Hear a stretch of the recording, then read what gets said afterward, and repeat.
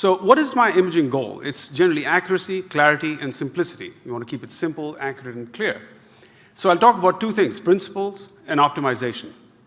So starting with principles, there are some golden rules in ultrasound. Sound travels through a straight line until it hits something. Then it gets refracted or reflected. It travels at 1,540 meters per second in soft tissue, faster through bone. Now, Doppler measures velocity, not pressure. And a lot of times we make that sort of mistake in our assumptions. And focus on the stuff you can modify.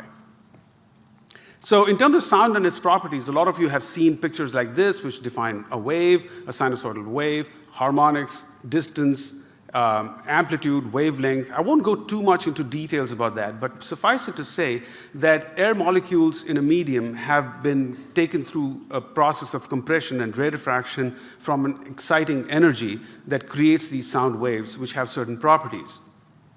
So if you look at this sort of image of particles in air, and they have been subjected to ultrasound, there are these periods of compression and periods of rarefaction that ultimately will produce this sort of sinusoidal wave that has certain properties. Now, a cycle is what's defined as the start to the finish of the crest and the trough. That's the full cycle. And when we talk about amplitude of the wave, you can talk about the peak-to-peak amplitude, or right from the top of the wave to the bottom of the crest and the trough, or more commonly, it is defined as the peak amplitude, that is just the peak positive value or the peak negative value, which should be the same. Now, it determines the loudness, it's measured in decibels, and it can be modified. And that's that intensity that you see. A lot of you will see on your machines a button that actually changes the decibels or the loudness or the intensity.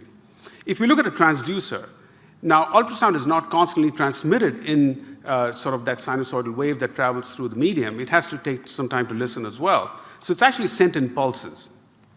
And that's what the pulsed ultrasound actually refers to. So that's independent of the frequency of the wave, but it's sent in short bursts or pulses. And that creates that forward propagation wave. Now that comes with its own definitions like spatial pulse length, which is the length of each pulse. Pulse repetition frequency, which actually is the number of these pulses within a defined time span, like 1 second, for example. And also there's something called the duty factor. And the duty factor actually refers to when a pulse is sent, but not only that, but when a pulse is received and what is called the on versus the off time. So ultrasound actually is on for a much shorter period of time than it's off. And that refers to its listening time. So actually ultrasound is a good listener. So it sends for a short while and it listens for a longer while. It reminds me of my wife who keeps telling me I need to have a better duty factor. And the duty factor actually is about 0.1 to 1%. So ultrasound machines actually listen for 99% of the time, and they are talking only for 1% or even 0.1% of the time. So it reminds me of this cartoon that says, "Sorry, I'm late, boss. I was talking to my husband and he just wouldn't stop listening." So, duty factor, that's what it's all about. So a beam, let's simplify this, a beam that goes forward, and then it can be focused electronically and steered to produce a convex or a concave wave, and that leads to the development of a focal zone or focal depth. But sound still travels in a straight line, and it just depends upon how it's fired electronically in terms of the number of piezoelectric crystals in that array. So you have these multiple beams that travel from in different directions depending on how they're configured in that transducer to produce that forward wave. So let's talk about focus. Now that's the focal depth, the distance that it takes to go from the transducer to its narrowest portion. Now what does frequency do to focal depth?